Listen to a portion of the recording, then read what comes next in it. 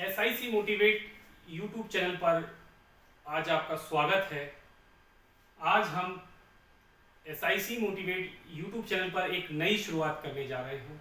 बहुत दिनों से मैंने कोई वीडियो नहीं बनाई है, तो आज एक नई शुरुआत UPPCS 2024 के एग्ज़ाम की। UPPCS 2024 के एग्ज़ाम की हम यहाँ तैयारी शुरू करेंगे। मैं आपको पढ़ाने के उद्देश्य से यहाँ नहीं आया हूँ, मैं सिर्फ आपसे डिस्कस करूँगा। यहाँ पर मैं प्रतिदिन एक क्वेश्चन आपसे डिस्कस करूँगा, क्योंकि मैं भी इस एग्ज़ाम को दूंगा, मुझे भी ये परीक्षा देनी है। तो क्यों ना हम लोग एक ग्रुप स्टडी के साथ, जैसे आप कहेंगे कि सर हम आपको कैसे बताएंगे, तो देखिए कमेंट में आप उसके बारे में बता सकते हैं, प्रश्न के बारे में कि किस तरीके से उसका क्या उत्तर होना चाहिए, या इस पर हम चर्चा कर सकते हैं कमेंट के जरिए, और मैं आपसे यहाँ बोर्ड पर चर्चा करूँगा। देखिए हम UPPCS 2024 यानी हमारे पास समय है, और आज ये वीडियो सिर्फ मेरी एक समझ लीजिए कि एक जनरल इंट्रोडक्शन है आपसे मेरा। वैसे तो आप सभी लोग SIC मोटिवेट यूट्यूब चैनल को, जिन लोगों ने सब्सक्राइब कर रखा है, जिन्होंने नहीं किया है वो भी सब्सक्राइब कर लें, और इससे हमारे एग्ज़ाम की तैयारी में काफ़ी लाभ होने वाला है हमें। तो आज मैं शुरुआत करूँगा सिलेबस से। अभी मैं पूरा सिलेबस आपसे डिस्कस नहीं करूँगा, बट पैटर्न के बारे में थोड़ी बात करेंगे, क्योंकि पैटर्न मुझे लगता है कि मैक्सिमम लोगों को पता है, क्योंकि सभी IAS की तैयारी करने वाले छात्र भी UPPCS की परीक्षा और अदर स्टेट एग्जाम की परीक्षा भी देते हैं। फिर भी हम शुरुआत में आज हम पैटर्न पर चर्चा करेंगे। तो देखिए UPPCS एग्जाम का जो पैटर्न है, यानी कि जैसे IAS का है आपकी प्रीलिम्स की परीक्षा, और उसके बाद मेंस हो गया, और आगे तीसरा स्टेप है इंटरव्यू। ये 3 स्टेज है, वही है 3 स्टेज IAS में भी है, प्री, मेंस और इंटरव्यू। सेम UPPCS में भी 3 स्टेजेस हैं। तो प्रीलिम्स में आपको जैसा कि पता है, UPSC के आधार पर वही GS पेपर, उसको 1 बोलते हैं, और यहाँ GS पेपर 2 कह लीजिए, या उसको CSET बोलिए। तो सिविल सर्विस एप्टीट्यूड टेस्ट, ठीक है। तो ये हमारा CSET हो गया, और यहाँ ये आएगा आपका 150 का। बस फर्क इतना है कि UPSC में 100 क्वेश्चन पूछे जाते हैं 200 नंबर के, और UPPCS में 150 क्वेश्चन 200 नंबर के, ठीक है।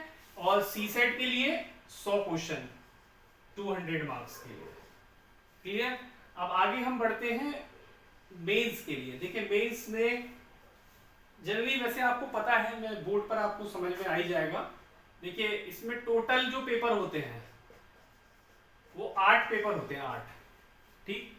इसमें 4 आपके 4 जो होंगे, मतलब GS के पेपर, और अब इसमें इस साल जो परिवर्तन हुआ है, आयोग ने चेंजेस किए हैं, यानी कि 2 जो पेपर GS के और जुड़े हैं, UP स्पेशल, ठीक है।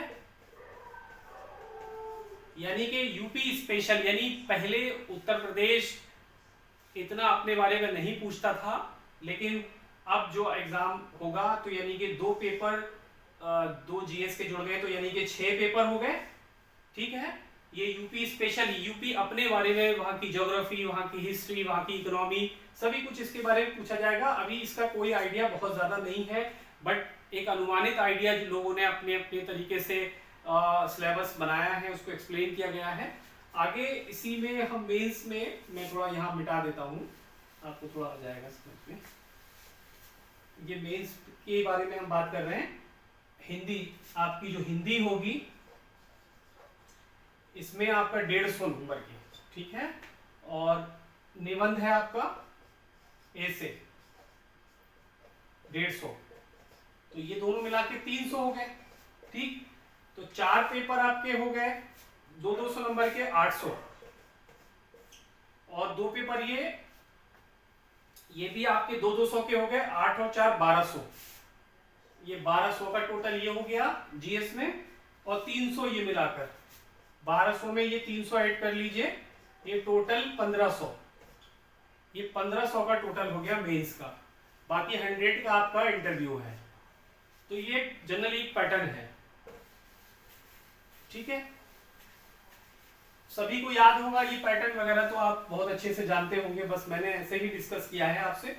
लेकिन एक बात याद रखिए, मैप, ये होता है मैप, ठीक है। मैप के बारे में आप जानते हैं कि मान लीजिए आप दिल्ली आए, और दिल्ली के बारे में कोई नॉलेज नहीं है, और आपको जाना है कुतुब मीनार, कुतुब मीनार जाना है आपको, ठीक। तो कुतुब मीनार जाने के लिए या तो आपको यहाँ की रास्ता पता होगी तो आप चले जाएंगे, और नहीं मालूम होगी तो आप किसी ऑटो से, ठीक है, किसी मेट्रो से भी जा सकते हैं।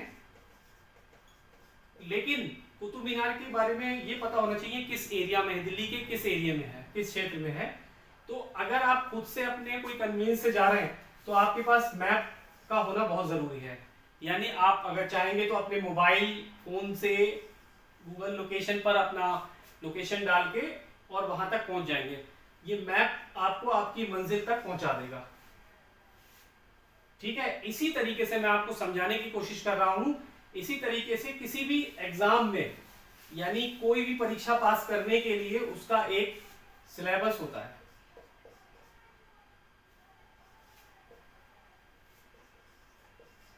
सिलेबस, ठीक है। तो ये सिलेबस एक मैप का काम करता है।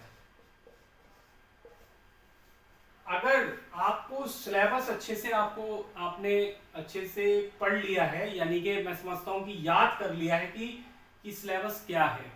अगर आपने यूपी पीसीएस के एग्जाम का सिलेबस, यानी किसी भी एग्जाम के सिलेबस को पढ़ लिया है, तो आप अपनी मंजिल पर बहुत जल्दी पहुंच सकते हैं। जैसे मैंने आपको बताया था कि अभी कुतुब मीनार अगर आप मैप के जरिए जाएंगे तो बहुत जल्दी पहुंच जाएंगे। जनरली क्या होता है कि हम बहुत सारी किताबें पढ़ते हैं, ठीक है, हम पढ़ने में कोई कमी नहीं करते हैं।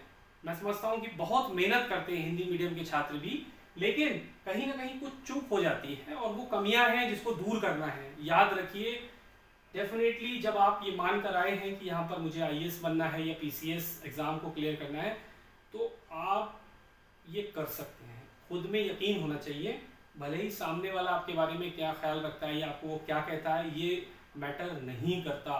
आपको खुद में यकीन होना चाहिए। जिस दिन हमें खुद में यकीन हो जाएगा इस बात का कि हम ये कर सकते हैं, तो वहीं से आपका सफ़र आसान लगने लगेगा आपको।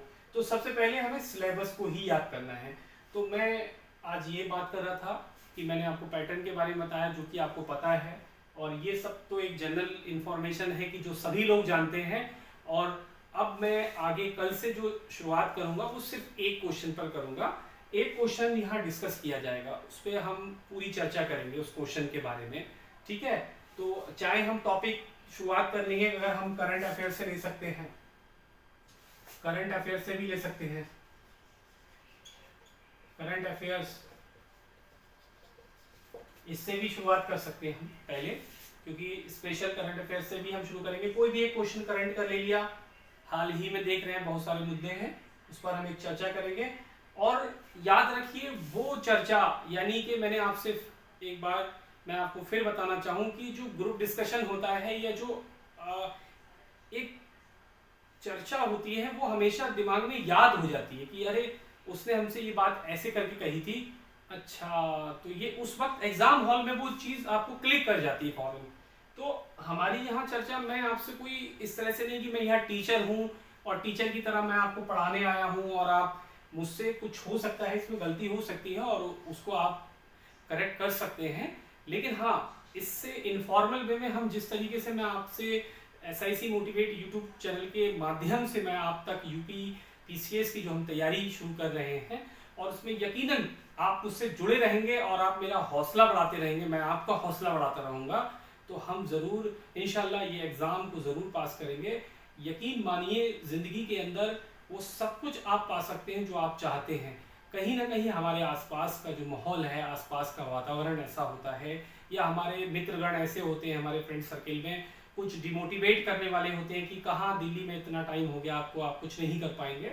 यकीनन याद रखिए, सफलता जो है, सफलता मेहनत करने वालों को ज़रूर मिलती है। और आप जब इतना सब कुछ कर लेते हैं तो आप ज़िंदगी में कभी नाकामयाब नहीं कहलाते हैं। आपके अंदर बहुत कुछ होता है, कुछ भी कर सकते हैं आप। लेकिन यहाँ हम बात कर रहे हैं यूपीपीसीएस की, यानी उत्तर प्रदेश के एग्ज़ाम की हम तैयारी 2024 वाले की करेंगे। अभी समय है और बहुत अच्छे तरीके से हम यहाँ करेंगे। आप मेरे साथ जुड़े रहिए और मेरी आपसे गुजारिश है यही कि SIC मोटिवेट यूट्यूब चैनल, जैसा कि फिर नाम मैं बता दूं, SIC मोटिवेट के नाम से है, मोटिवेट यूट्यूब चैनल।